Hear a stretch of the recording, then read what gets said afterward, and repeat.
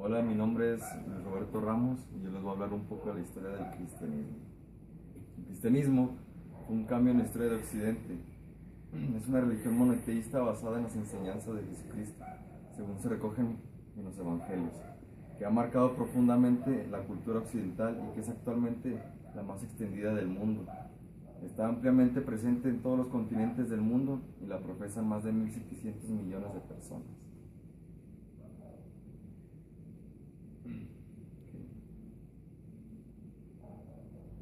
En un principio, la mayoría de las personas que se unían a la nueva fe eran seguidores del judaísmo, para quienes sus doctrinas representan algo nuevo, no en el sentido de algo novedoso por completo y distinto, sino en el sentido de ser continuación y realización de Dios había prometido a Abraham, Isaac y Jacob.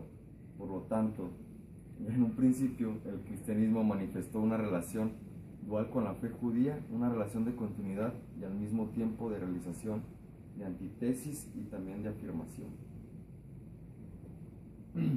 Existen unos principios fundamentales del cristianismo, que va a ser el monoteísmo, con sentido de paternidad al Dios predicado por Jesús, que es un Dios cercano, accesible, preocupado por la persona, y no solo por el pueblo, es alguien que se puede llamar Padre. Se distinguen en todo momento lo espiritual de lo terrenal, acepta la orden establecida, el cristianismo, y es universal. Igualdad esencial entre todos los hombres. El cristianismo es la religión que se basa en el amor. Existieron algunas persecuciones dentro del Imperio Romano, como secta judía. La iglesia cristiana primitiva compartió la misma categoría que tenía el judaísmo. Pero antes de la muerte del emperador Nerón, en el año 68 después de Cristo, esta hostilidad hacia los cristianos no eran siempre las mismas, y por lo general la oposición y las persecuciones tenían causas muy concretas. Sin embargo, la lealtad de los cristianos mostraban hacia su Señor Jesús era irreconciliable con la veneración que existía hacia el emperador como deidad y los emperadores. Y como estaban comprometidos de manera más profunda con mantener la unidad ideológica del imperio, veían los cristianos una amenaza para sus propósitos, diciendo poner fin a su amenaza.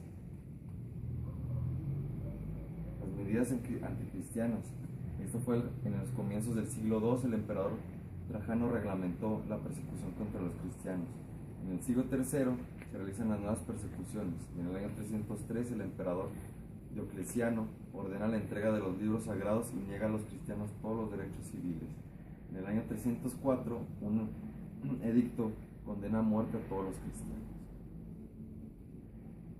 La sobrevivencia del cristianismo durante las persecuciones, debido a las dificultades que tuvieron los cristianos para reunirse producto de las persecuciones del siglo I y II, que protegieron las catacumbas o como cementerios subterráneos que tienen entradas secretas.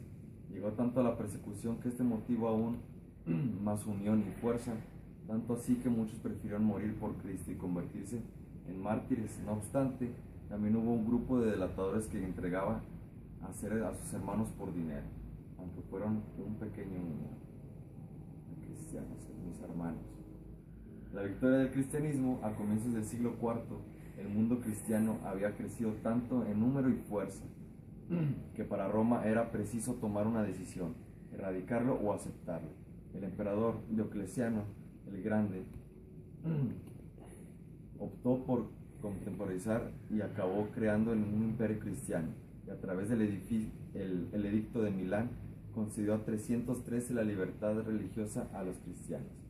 La conversión del emperador Constantino situó al cristianismo en una posición privilegiada dentro del imperio. Se hizo más fácil ser cristiano que no serlo. Con el emperador Teodosio del Grande, el cristianismo dio importante paso al convertirse en la religión oficial del Estado romano. A pesar de la caída del Imperio Romano en el año 1476 después de Cristo, la Iglesia sobrevivió convirtiéndose en portada y difusora de los elementos culturales. Es más, durante la Edad Media el pensamiento se concentra en las iglesias. Esto es, mis queridos hermanos, un poco de historia del cristianismo.